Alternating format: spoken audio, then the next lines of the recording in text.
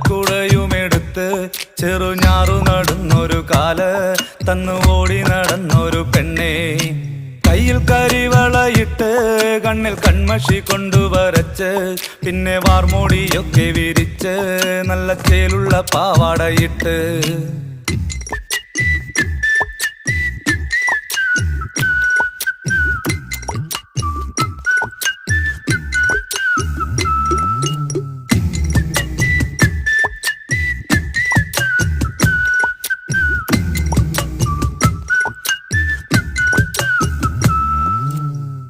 പാളന്റെ പാട്ടിനെന്നും താളം പിടിക്കും പെണ്ണ്.